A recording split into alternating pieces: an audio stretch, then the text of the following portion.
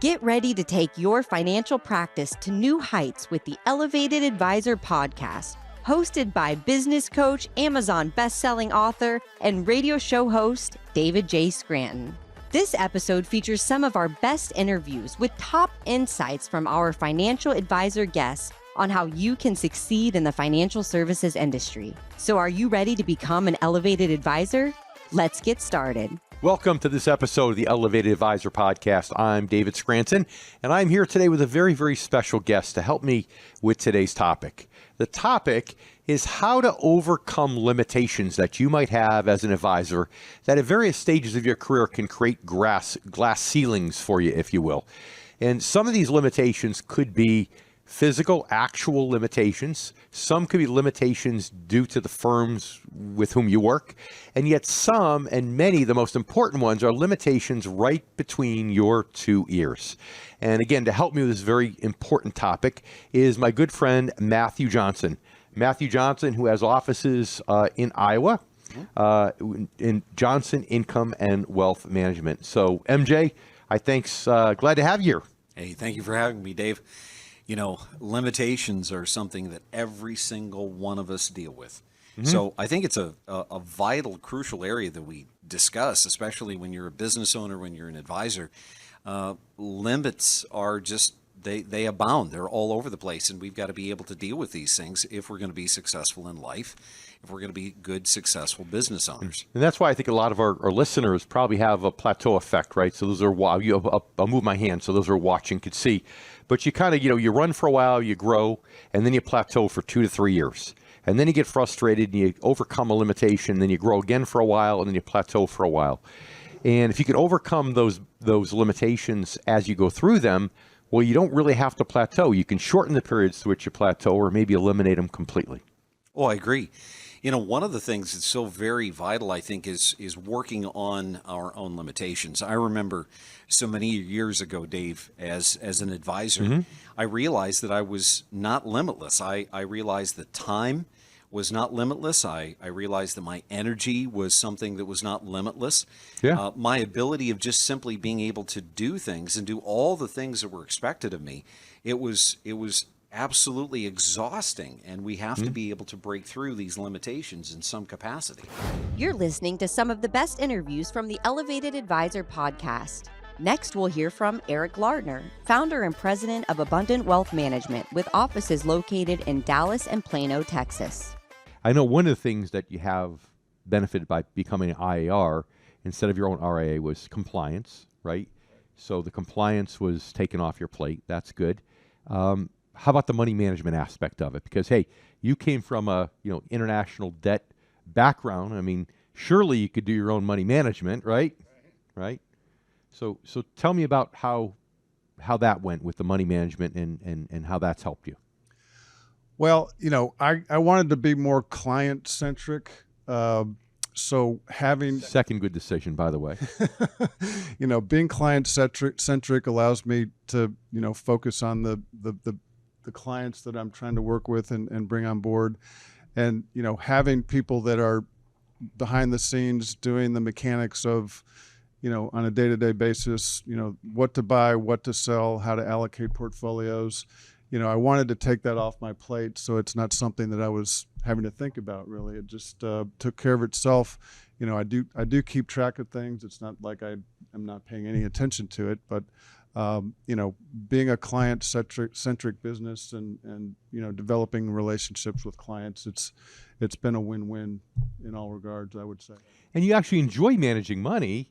You do enjoy it, but you enjoy running a successful business more, right? Absolutely. And you realize that as you grow, you can hire highly qualified professionals when you get big enough to manage money. Even if you want to do it all on your own, you can do that and go out and make more money. I mean, the most successful people in our business, some of them have analysts they bring in that are making $250,000 or more a year, but they'd rather write that check and pay that person to manage the money so they could be client focused. So that's a great way to do it.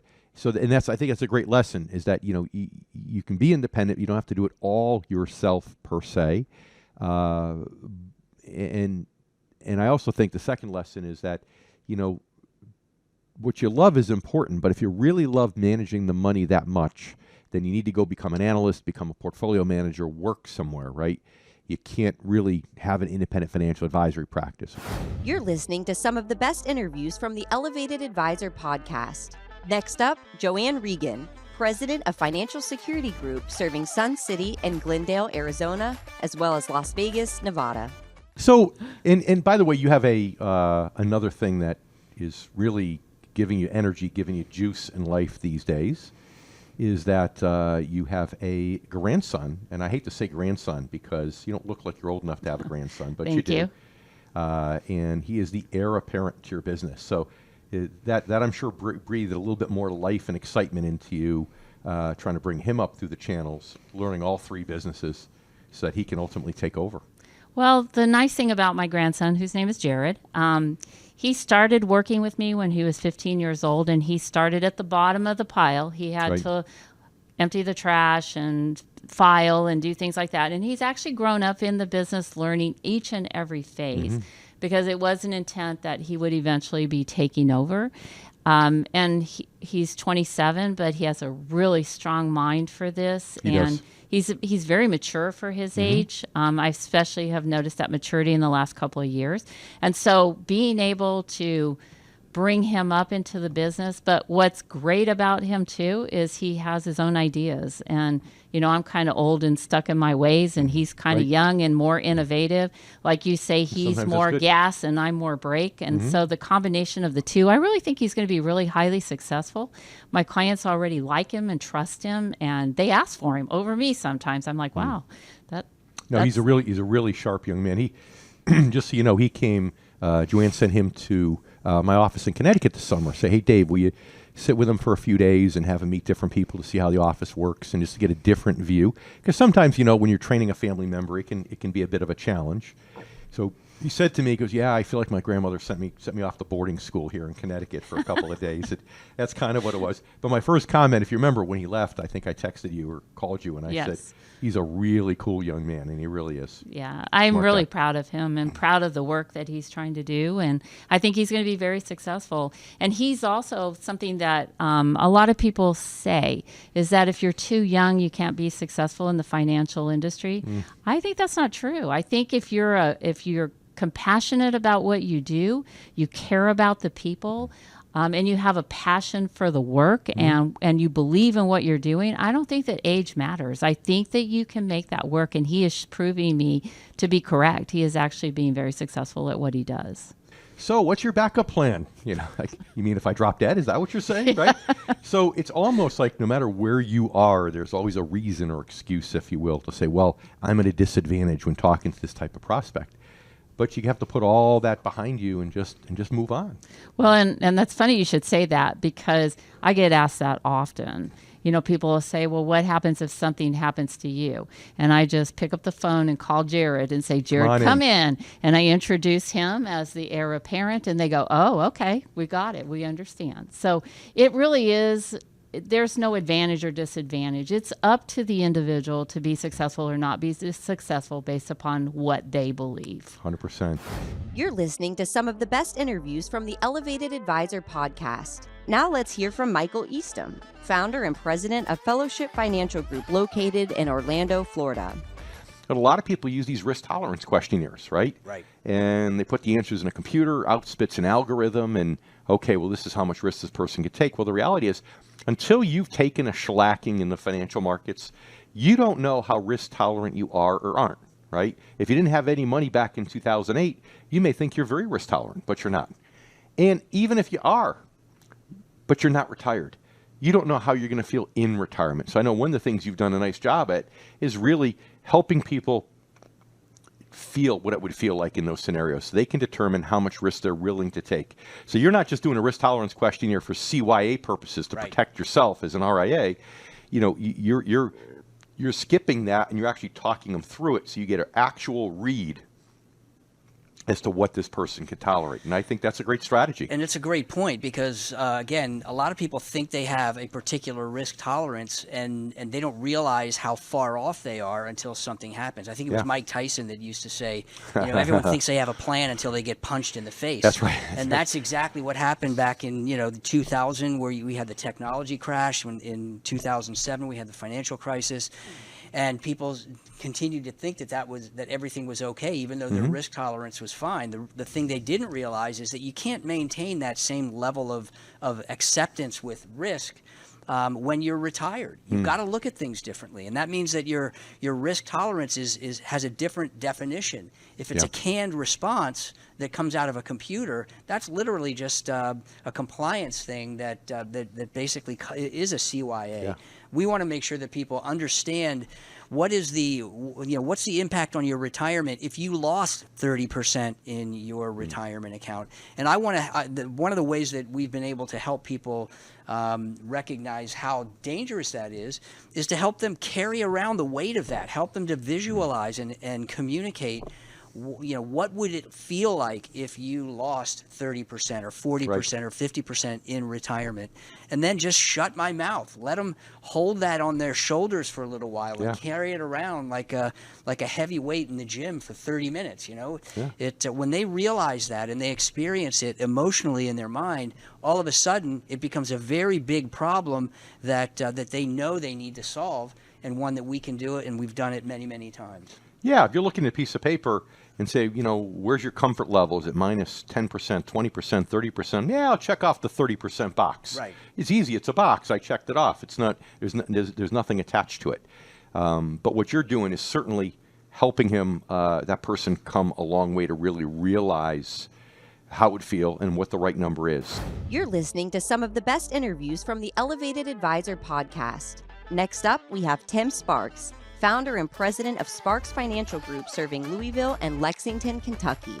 Now, what's interesting is, I know you get some people, and I always say that brand, really, you have two types of marketing. You have branding and you have lead generation. And radio shows are mostly branding, right, where people get familiar with your name. But what you've proven is that radio can also be a good lead generator.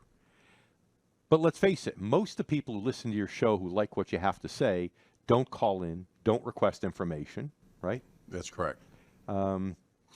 So you mind sharing how that helps, maybe how having that radio show branding helps your other lead generation efforts? So maybe you get more attendees to other types of things you're doing because they already know who you are?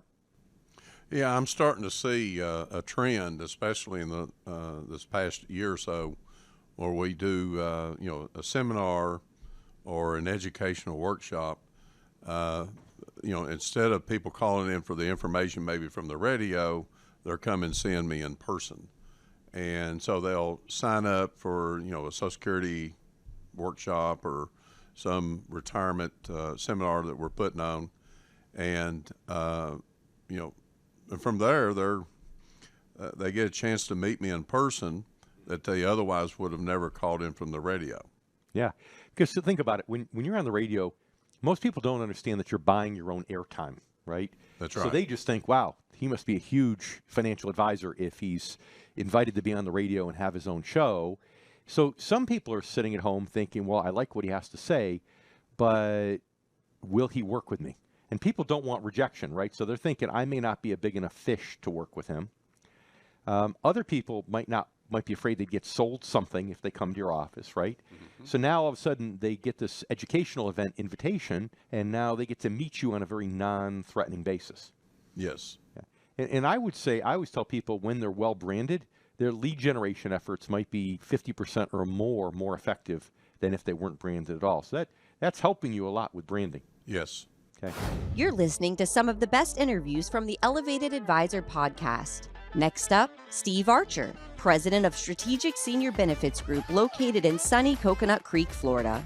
A one-stop shop for people that are retired or close to retirement. So tell us a little bit about why you feel so strongly that this needs to be done.